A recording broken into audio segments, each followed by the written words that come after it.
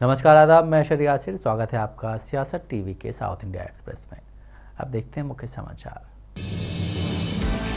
Supreme court ने आज कथित 54.88 करोड़ रुपए के फार्मूला E घोटाले में एसीबी के खिलाफ बीआरएस के कार्यकारी अध्यक्ष केटीआर की याचिका को तत्काल सुनवाई से खारिज कर दिया। सुप्रीम कोर्ट 15 जनवरी को बीआरएस के कार्यकारी अध्यक्ष की रद्द करने की याचिका पर सुनवाई करेगा। इस हफ्ते की शुरुआत में तेलंगाना हाई कोर्ट ने भी एसीबी द्वारा दायर भ्रष्टाचार मामले के खिलाफ केटीआर की रद्द करने की याचिका खारिज कर दी थी। हाई कोर्ट ने अंतरिम आदेश भी खारिज कर दिया था। इसके साथ ही केटीआर ने हाई कोर्ट के फैसले को चुनौती देते हुए सुप्रीम कोर्ट में याचिका दायर की थी। अदालत ने 31 दिसंबर को रद्द याचिका पर अपना आदेश सुरक्षित रख लिया था और मंगलवार को फैसला सुनाया, जिससे एसीबी द्वारा हाई प्रोफाइल मामले की जांच का मार्ग प्रशस्त हो गया। रद्द याचिका पर सुनवाई के दौरान हाई कोर्ट ने एसीबी को केटीआर को गिरफ्तार करने से रोक दिया था।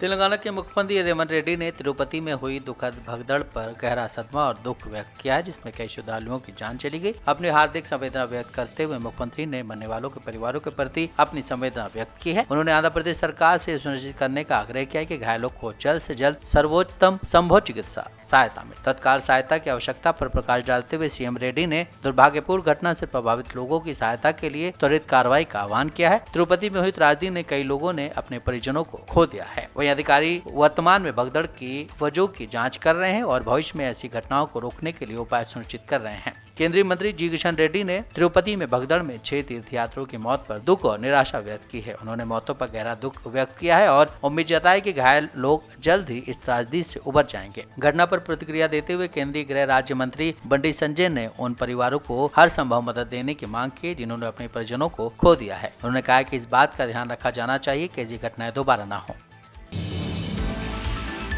सुप्रीम कोर्ट ने आज पत्रकार मारपीट मामले में अभिनेता मोहन बाबू को राहत दी। शीर्ष अदालत ने पुलिस को अभिनेता के खिलाफ जबरदस्ती नहीं करने का आदेश दिया। यह घटना तब हुई जब मोहन बाबू ने अपने बेटे मंजू मनोज के साथ संपत्ति विवाद के बारे में पूछताछ के दौरान कथित तौर पर एक पत्रकार का माइक पकड़ लिया। हमले के दौरान पत्रकार को गंभीर चोटें आई, जिसके लिए सर्जरी की आवश्यकता पड़ी। मोहन बाबू की याचिका पर सुनवाई करते हुए न्यायमूर्ति सुधांशु धूलिया और न्यायमूर्ति प्रशांत कुमार मिश्रा की खंडपीठ ने मामले में नोटिस जारी किया, जिसमें प्रतिक्रिया के लिए 4 हफ्ते की समय सीमा दी गई है। ये राहत अभिनेता द्वारा दायर एक विशेष अनुमति याचिका के हिस्से के रूप में दी गई थी, जिसमें मामले में उन्हें अग्रिम जमानत देने से तेलंगाना हाई कोर्ट के इनकार को चुनौती दी थी। सुप्रीम कोर्ट की राहत तेलंगाना हाई कोर्ट द्वारा पत्रकार हमला मामले में मोहन बाबू की अग्रिम जमानत याचिका खारिज करने के कुछ हफ्तों के बाद आई है।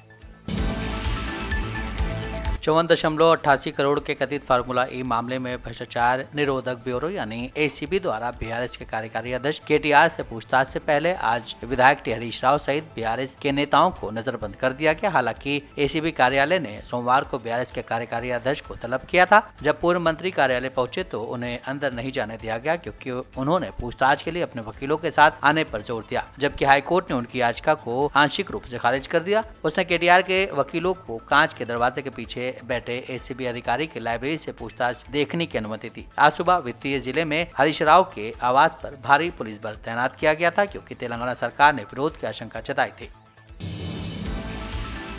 हाइड्रा को 6 दिसंबर को प्रजावाड़ी प्लेटफॉर्म के माध्यम से अपने ऑपरेशन के पहले दिन 83 शिकायतें मिली। ये शिकायतें मुख्य रूप से स्थानीय झीलों और पार्कों पर अवैध निर्माण और अतिक्रमण पर केंद्रित थीं, जो पर्यावरण और बुनियादी ढांचे के मुद्दे के बारे में निवासियों के बीच चल रही चिंताओं को दर्शाती हैं। इन शिकायतों के जवाब में आयुक्त एवी रंगनाथ ने टीएफएल और अन्य झील सहित कई प्रभावित क्षेत्रों का दौरा करके तत्काल कार्रवाई की। इन निरीक्षणों के दौरान उन्होंने स्थानीय निवासियों से सीधे उनकी चिंताओं का समाधान किया। कई निवासियों ने बताया कि गेटेड समुदाय के भीतर सड़कों पर गेट लगाने से ट्रैफिक में बाधा उत्पन्न हो रही है। रंगनाथ ने पहुंच में सुधार के लिए इन गेटों को हटाने का आदेश देकर प्रतिक्रिया व्यक्त की है।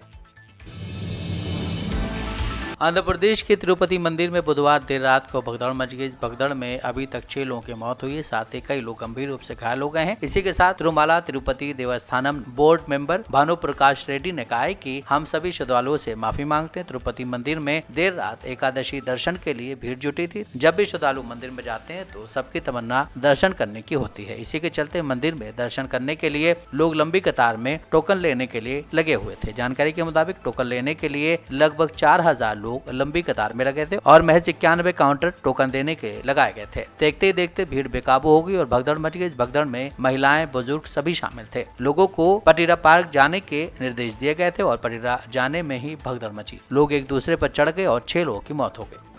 अभी इस स्विम्स में 30 पेशेंट्स एडमिटेड है, सभी सेफ जोन में, कोई प्रॉब्लम नहीं, चिंता करने के लिए कोई नहीं। अभी हम डायरेक्टर साहब से भी बात किया, पूरा डॉक्टर मेडिकल टीम को बात किया, किसी का सब आउट ऑफ डेंजर है। सो हमारा सीएम साहब भी अभी आने वाले हैं, हमारा हेल्थ मिनिस्टर भी अभी आने वाले हैं। पहले मैं टीटीडी की तरफ से माफ़ी मांगता हूँ, ऐसा दुर्घटना भविष्य में नहीं होंगे।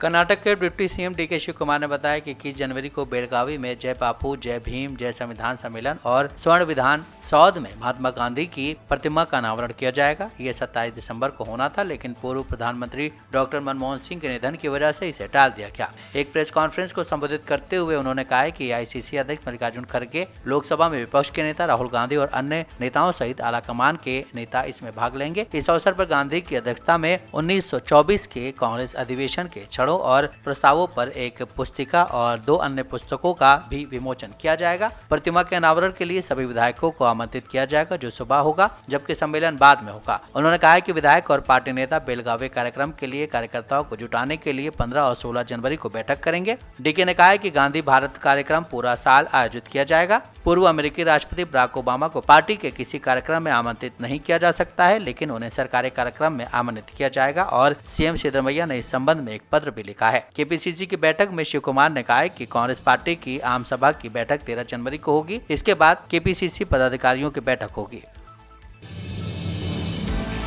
केरल के मुख्यमंत्री पिनराई विजयन ने नए प्रस्ताव मसौदा यूजीसी विनियम 2025 की कड़ी आलोचना की, जिसमें केंद्र सरकार पर कुलपतियों के हाथों में सत्ता केंद्रित करके राज्य की स्वायत्ता को कमजोर करने का आरोप लगाया गया। मुख्यमंत्री ने तर्क दिया है कि ये विनियम राज्य द्वारा संचालित यूनिवर्सिटीज में वीसीज की नियुक्ति के राज्यों के अधिकारों को खत्म कर देते हैं और कुलपतियों को अनियंत्रित शक्ति प्रदान करते हैं। विजयन ने अपनी आपत्तियों को व्यक्त करने के लिए सोशल मीडिया प्लेटफॉर्म एक्स का सहारा लिया। उन्होंने कहा कि ये विनियम सत्ता को मजबूत करने और राज्य की स्वायत्ता को कमजोर करने के उद्देश्य से एक व्यापक एजेंडे का हिस्सा थे, जिसके बारे में उन्होंने दावा किया है कि ये संघ परिवार के राजनीतिक लक्ष्यों के साथ रेखांकित हैं। उन्होंने लिखा है कि शिक्षा एक समवर्ती विषय है, न कि केंद्रीय एकाधिकार का मामला है। ये कदम सत्ता को मजबूत करने और राज्य की स्वायत्ता को खत्म करने के संघ परिवार के एजेंडे का हिस्सा है। संघीय सिद्धांतों पर इस जबरदस्त हमले का विरोध करने के लिए सभी लोकतांत्रिक ताकतों को एकजुट होना चाहिए। विजयन के कार्यालय ने अपनी चिंताओं के बारे में विस्तार से बताते हुए एक बयान जारी किया, जिसमें दावा किया गया है कि ये नियम केंद्र सरकार द्वारा लागू की गई शिक्षा नीतियों में व्यवसायीकरण, सांप्रदायिकता और केंद्रीकरण के व्यापक पैटर्न की निरंतरता है। उन्होंने चेतावनी दी है कि प्रस्तावित नियम प्रभावी रूप से उच्च शिक्षा में राज्यों की शक्ति को छीन लेंगे, विशेष रूप से कुलपतियों के चयन और नियुक्ति में।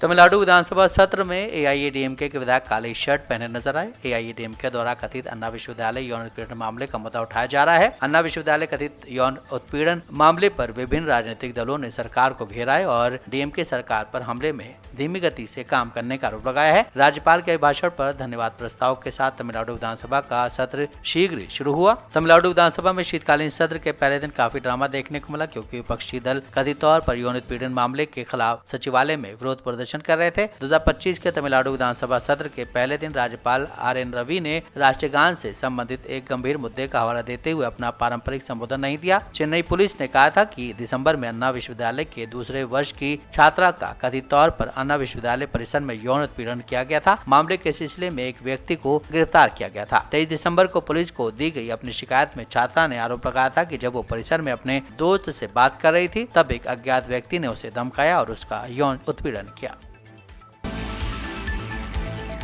साउथ इंडिया एक्सप्रेस यहीं समाप्त होता है। मुझे दें इजाजत। बाकी खबरों के लिए आप बने रहें सियासत टीवी के साथ।